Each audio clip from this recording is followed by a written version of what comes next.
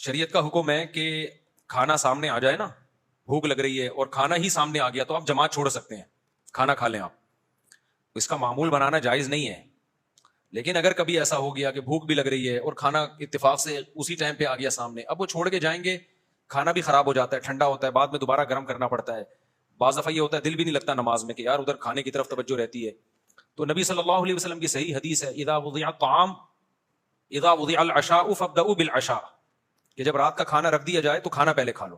Normally اس کا معمول نہیں بنانا چاہیے، کبھی اتفاق سے ہو گیا تو پھر بھی کوئی لوگوں کو تکلیف ہو رہی ہو، نہیں جی ہماری جماعت، تو یہ اس کا مطلب ہے آپ شریعت سے 2 ہاتھ آگے جا رہے ہو. مجھے یاد ہے ہماری کسی نے دعوت کی، بہت پرانا واقعہ، 20 سال تو ہو گئے ہوں گے اس کو، بلکہ اس سے بھی زیادہ.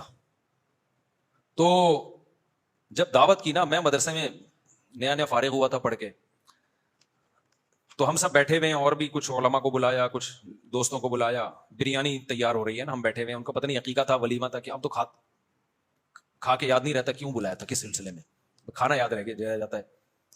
اب ہم جب بیٹھے ہوئے ہیں تو اتفاق سے کھانا پکنے میں گھر کی خواتین کھانا پکا رہی تھی، دیر ہو گئی. اب جب گرم گرم کھانا لا کے، سالن بھی تھا اس میں، بریانی بھی تھی، دسترخوان پہ رکھا ہے، ادھر ایک دم اذان.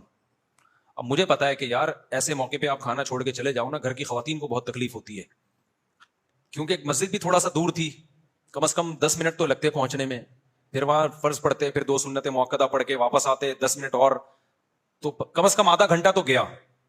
آدھے گھنٹے کے بعد کھانے میں یہ ذائقہ نہیں رہتا، اور جن کو بھوک لگ رہی ہوتی ہے وہ بھی انتظار میں بیٹھے ہوئے ہیں، ان کو بھی تکلیف ہوتی ہے، تو گھر کی خواتین کی بھی محنت ضائع ہوتی ہے. اب وہ بیچاریوں سے دیر ہو گئی نا، ان کا جان کی نیت تو نہیں تھی. میں نے مسئلہ بھی سنا ہوا تھا، مجھے پتا تھا کہ شریعت کا حکم ہے کہ جب ایسے اتفاق ہو جائے تو پھر کھانا کھا لو آرام سے، پھر جماعت کو مؤخر، جماعت کی بڑی حیثیت ہے اسلام میں، لیکن جہاں اللہ نے گنجائشیں دی ہیں تو وہ تو پھر اللہ کو سے آگے نہ نکلو نا. اب میں نے وہاں کہہ دیا، میں نے کہا نہیں اب کھانا کھائیں گے آرام سے. اچھا اس میں بھی بعض لوگ یہ کر رہے ہوتے ہیں، جماعت نکل رہی ہے جلدی لکھاؤ جلدی لکھاؤ، یہ غلط ہے، پھر یہ بھی غلط ہے. جب کھا رہے ہو تو پھر تسلی سے کھاؤ، قضا نہ ہونے دو، اتنا تسلی نہیں کہ قضا ہو جائے، قضا کرنا تو کسی قیمت پہ جائز نہیں ہے.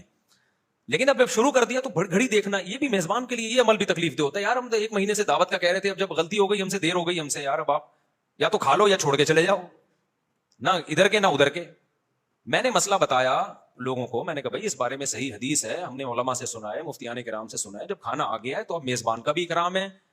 ہم کوئی عادت تو نہیں ہے نا جماعت چھوڑنے کی، سب ماشاءاللہ جماعت سے نماز پڑھنے والے لوگ تھے. میں نے کہا اب کھا لیں آرام سے.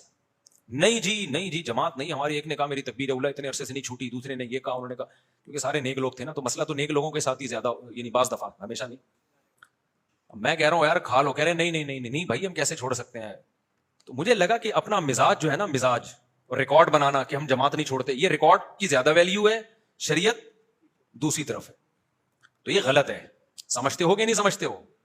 ایسے موقع پہ بھائی میزبان کا دل رکھنا زیادہ بہتر ہے. لیکن کبھی کبھار ہی ہو، ایسے پوستی بن کے روزانہ کھانا ہی اس ٹائم پہ پکوا رہے ہو تو غلط ہے. عبداللہ بن عمر رضی اللہ تعالیٰ عنہ بہت نیک بزرگ صحابی تھے، ان کے بارے میں ہوتا ہے کہ ادھر اقامت ہو رہی ہوتی تھی اور بعض دفعہ گھر میں کھانا پکنے میں دیر ہو گئی اور کھانا سامنے لا کے رکھا تو بھوک بھی سخت لگی ہوتی تھی، تو اقامت ہو رہی ہوتی تھی اور آپ کھانا کھا رہے ہوتے تھے. لیکن اس کا معمول نہ بنائیں. اور اگر ایسی پرابلم نہیں ہے، بہت زیادہ بھوک نہیں ہے اور کھانے کا خراب ہونے کا بھی خطرہ نہیں ہے، تو پھر نماز ہی پہلے پڑھیں آ کے.